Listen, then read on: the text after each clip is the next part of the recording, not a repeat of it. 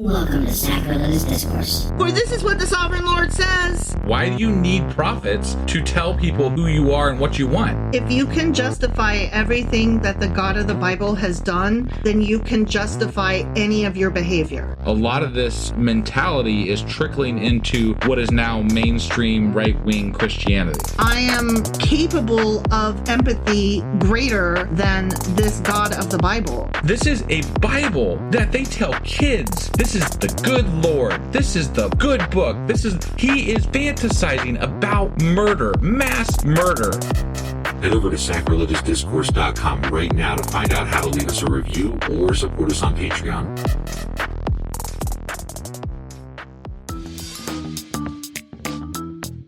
Hey there, sinners and saints. It's your favorite Bible-bashing duo from Sacrilegious Discourse, and we need your help. That's right, folks. We're raising funds for some heavenly equipment and a studio that doesn't sound like it's in the depths of hell. Our current setup, let's just say it's more apocalypse than audiophile. So if you want to hear us dissect the Bible without the background noise of demonic squirrels, chip in a few bucks. We're aiming for $5,000 to upgrade our audio and build a studio worthy of blasphemous banter. Donate today and help us spread the good word of atheism. You can find a link right on our homepage, sacrilegiousdiscourse.com. Every dollar counts. Even if it's from your collection plate.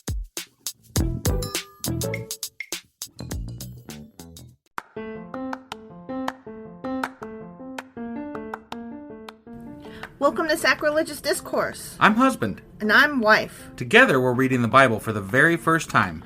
We grew up without religion and wanted to know what all the fuss was about. Well, what have we learned so far? That God is a dick, and apparently some people believe in talking donkeys. We're not trying to pass ourselves off as experts. Nope, we're just reading the Bible for the first time and giving our first take reaction. If you'd like to join us in this venture, you might consider starting at episode 1. Otherwise, jump in wherever you like. All right, let's go read the Bible. Yeah, let's get to it. Husband! Wife! Do you know where the hell we are in this new year and how the fuck we got here? Well, it's been a bit of a roller coaster ride, and we've kind of been all over the place this last weekend, so we're running late with everything. But as I recall, we ended the last regular session with Isaiah chapter 47. We sure as fuck did. And in that one, I think God was really going off about fucking up some Babylon shit and stuff. Yeah, he was basically telling Babylon, just because I used you doesn't mean you're awesome. Don't go getting all uppity about yourself. Right, which we called some bullshit on because, you're the one that, you already knew this. There's no reason to be the way you're being. Right. It's kind of an asshole move. It really is. Yeah. You could have just, let it go. Right? Yeah. But whatever, God.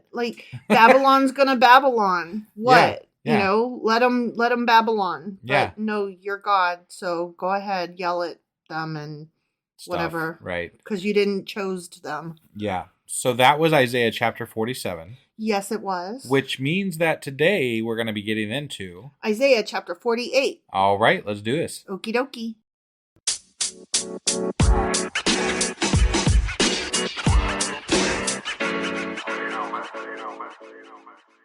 Okay, so before we jump in, I actually have something I wanted to cover. I should have covered in the intro. But I want to mention this because it's pending and we need to do it soon. But we have a couple of patrons New patrons that we need to mention, and we have not done it yet because of all of our hectic schedules and busyness and holiday. So it is still coming. Bear with us, and we will get those, thank yous out. They will probably be this week at some point. I don't want to 100% promise that, but it is definitely... Because we're still behind and trying to catch up. But we see you, and we thank you, and your name will be mentioned. It is definitely on our mind. So that being said, okay, go ahead and let's go ahead and start with chapter 48. Here we are in Isaiah chapter 48. Yeah. Okay, and we're back to God rebuking... he's always rebuking. The question is not, is he rebuking? It's who he's rebuking. Who is he rebuking? He is rebuking Israel. Oh. Go figure. So we're mad he's at back Israel to hating his people. Got it. Okay. He's not mad at Babylon at the moment, at this particular moment. Oh, no, he's got room in his heart to be mad at everybody. Oh, okay. All the time. God is always angry. He's never not angry. Right? Everybody's always a fucking disappointment. Gotta tiptoe around this mother. Listen to this! Ye descendants of Jacob, you who are called by the name of Israel, and come from the line of Judah. Okay. Yeah, okay. You listening? Do you really? I have to just jump in here for a second. So from the line of Judah, we have forgotten all the other tribes of Israel no longer matter, and apparently it's just the descendants of Judah now. No, actually, I took some notes on this that I was gonna mention later, but I'll go ahead and get into those now if you like, because they are actually kind of pertinent. Okay, sure. So, let me briefly though. We can do the long version on our Q&A. No, that's fine. Here is what all that means. So, God identified his people as the house of Jacob, meaning Jacob actually translates to deceiver and cheater. Oh. And so he's insulting them. Really? Jacob is an insult? Mm-hmm. That is interesting. That is interesting, yeah. He also says that they only have the name of Israel and not the character of Israel. And then when he talks about them being from the line of Judah, he's reminding them that their tribal ancestor, Judah, as you mentioned, he was noted in Genesis for his cruelty and immorality. But how is that any different from God? Well, this is God's talking to his people, and he's calling them by some of their names, but the way he's doing it is insulting. Like, he's basically calling them worms again. Okay. You know what I mean? Yeah. But we wouldn't know that had we not, researched a little bit. Sure. Because we're like, yeah, sure, these are the descendants of Jacob. What? Right. And yeah, they come from the line of Judah. That's interesting. Interesting. Yeah. So, he's saying things that seem on the surface like, yeah, that tracks. Those are correct facts. But it's got an undertone and a mood to it that the unresearched reader would not pick up on. Right. Got it. So, but we researched. Yeah, so there you go. I shared with you Thanks. the thing. Yeah. Mm-hmm. I was actually going to bring that up in our recap, but, And there it is. You called it out. I So did. I did. I had to bring you my knowledge. Okay, so yeah, he's saying those things, and he's like, you listening? You who take oaths in the name of the Lord and invoke the God of Israel, but not in truth or righteousness. You who call yourselves citizens of the holy city and claim to rely on the God of Israel, the Lord Almighty is his name. I love how he just... I'm awesome, yeah, fuckers. right. Man. You guys are worms, and I'm a piece of awesomeness to compared... I swear, I hate to even compare God to this guy, but, he sounds a bit like Trump. He does. The way he talks about himself, and the way he just, I don't know, and how everybody else is just trash, and, just the whole... The image of God is essentially Trumpish to me. It is. In a very ridiculous but funny because it's true kind of way. Yeah. I foretold the former things long ago. My mouth announced them, and I made them known. Then suddenly I acted, and they came to pass. So this is him talking about how he foretold prophecy things that came true. Right. For I knew how stubborn you were. Your neck muscles were iron. Your forehead was bronze. It sounds funny. He's basically saying, you couldn't be moved from how stubborn you are. I got it. Therefore, I told you these things long ago before they happened. I announced them to you so that you could not say, my images brought them about. My wooden image and golden metal God ordained them. You have heard these things.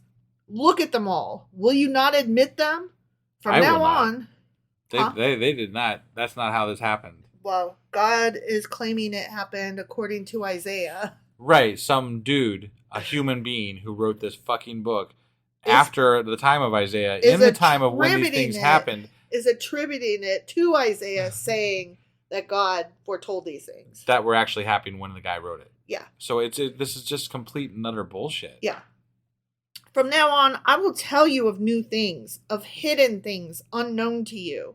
They are created now and not long ago. You have not heard of them before today, so you cannot say, yes, I knew of them. You have neither heard nor understood from Of old, your ears have not been open. Well, I do know how treacherous you are. You were called a rebel from birth.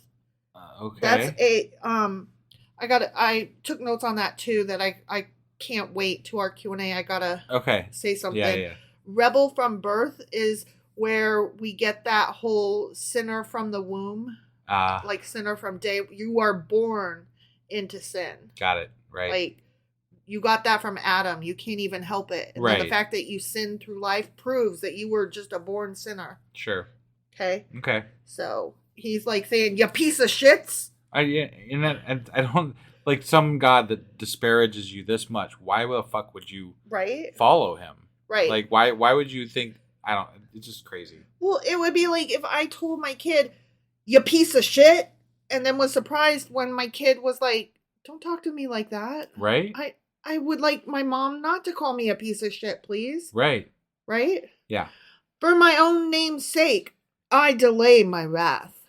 For the sake of my praise, I hold it back from you so as not to destroy you completely. Thank you so much for I'm not destroying us because you want to be praised. Yeah, I'm not doing it for you. I'm doing it because my name is awesome and I need to keep my name awesome. That makes him so wonderful, doesn't it? You're so magnanimous, you son of a bitch.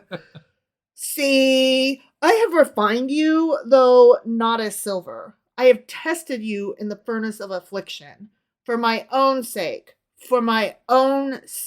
I do this. How can I let myself be defamed? I will not yield my glory to another. Wow. What an arrogant Jesus guy. Christ. Oh, I hate this guy. Right? I feel like this guy is one of my exes. Man, he's just so full of himself. Right? Man. Like, who the fuck? Who hears this and is like, yeah, amen. Right? Yeah. Listen to me, Jacob, Israel, whom I have called. I am he. I am the first and I am the last. My own hand laid the foundations of the earth, and my right hand spread out the heavens. When I summon them, they all stand up together. Well, when I call their name, they come. Yeah, I guess. They when I tell them to jump, they ask how high as they're in the air. But apparently he only does it on a regular schedule that's similar to the earth rotating. Exactly. Come together, all of you, and listen. Which of the idols has foretold these things? The Lord's chosen ally will carry out his purpose against Babylon. His arm will be against the Babylonians. Even I have spoken. Yes, I have called him. I will bring him, and he will succeed in his mission. You know what, God? I call bullshit. If you're that powerful, you take on the fucking Babylonians and leave Cyrus the fuck out of it. Yeah. You do it. Yeah. I want to see that's you claim all this power and you think you're all this, tough shit here. You take on the Babylonians. Right. Fuck Cyrus. Why do you need his help? Yeah. Yeah. This is stupid. Well, and his response would be, I don't need his help. I'm using him. He's my tool because I'm so awesome. I can't solely my own. But why would you use somebody that's not even a believer in you? Right. Like, it doesn't make any fucking sense. Exactly. Like, if you this has bothered me all through when he uses these tools. I'm like, what? Why? You don't need to. Because it's convenient editing. Yeah. No, I know. It's that deus ex machina, the hand of God, but literally. Right. Yeah. Come near me and listen to this.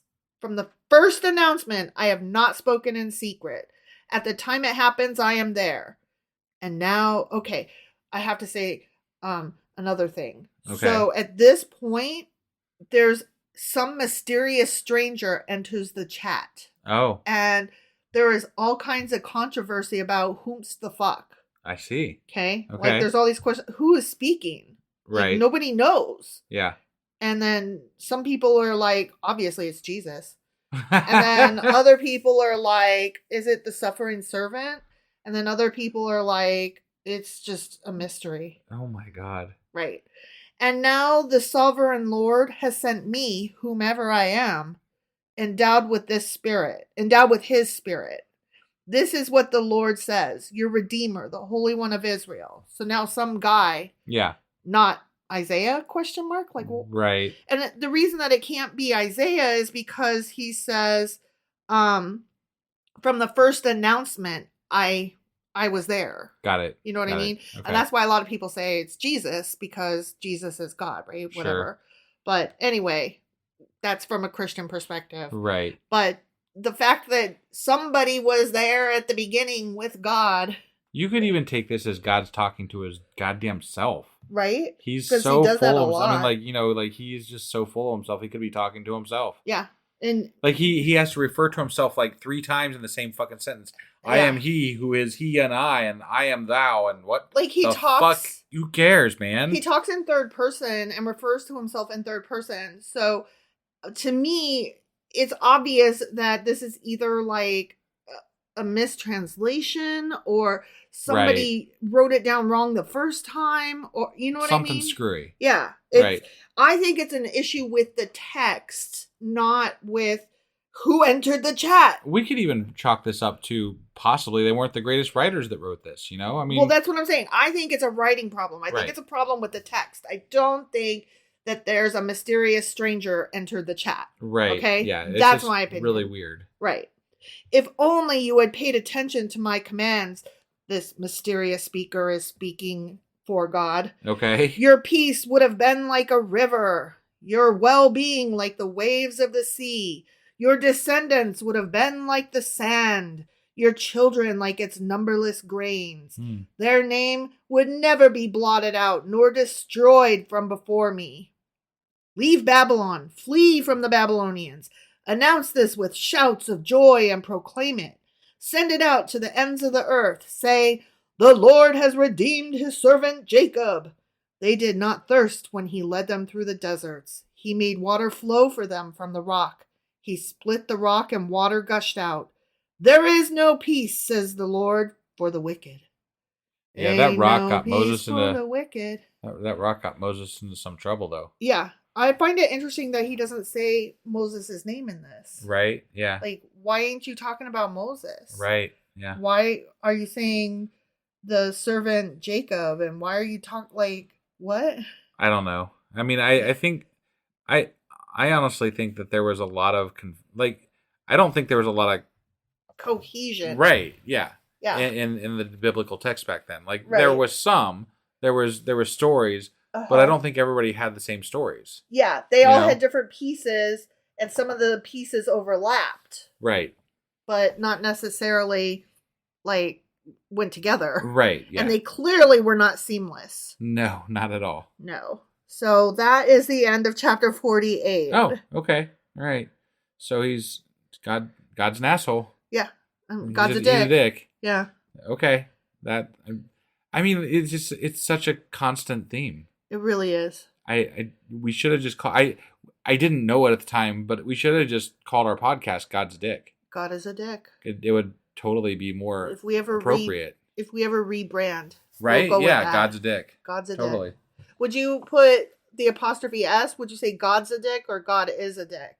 I'd probably put an apostrophe. Really? Because Yeah. I would do it without the apostrophe, just because you couldn't hashtag it as well, and because sometimes when you're like writing things on weird website problem like comments and stuff, like symbols get changed that's into true. other That's true. symbols. Right. Yeah. So I would totally just leave it. God is a dick.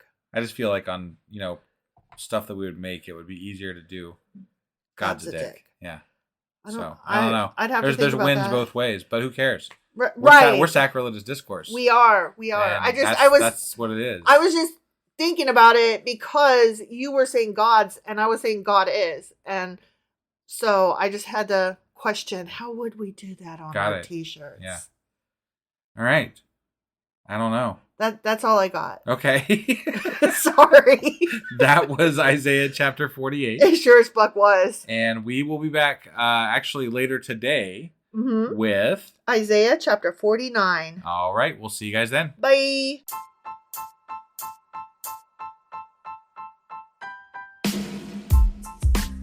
Hey, wife. I guess that's the end? But husband, that's just sad. It doesn't have to be. We are on lots of social media platforms like Twitter. Our handle there is sacrilegious_D. For D's nuts. Oh my God.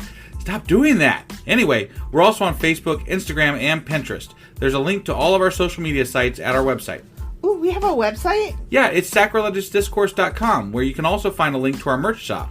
We have a merch shop? Yep, we have podcast-themed clothing, mugs, notebooks, and more, as well as an atheist and science-themed products. Wow, our fans should really go check that out right now. Definitely. They can get in touch with us by sending an email to sacrilegiousdiscourse@gmail.com. But before they do that, we could really use some help. Oh yeah? With what? Well, it's not free running the podcast, and we need some financial support in order to get better equipment, which will free up time so we can concentrate on our podcast and our fans. Okay, so what should they do? Head over to patreon.com/sacrilegiousdiscourse and sign up as a contributor on our podcast. Supporters there receive additional bi-weekly episodes that we record just for our Patreon members for as little as $2 a month. Also, we'd really appreciate it if you would like and subscribe on whatever platform you're using. And Apple Podcast reviews help us out tremendously. Like and subscribe. Leave an Apple review. Join us on Twitter. Support us on Patreon. That's a lot of instructions. Don't forget to say thanks. Thanks. Okay, bye.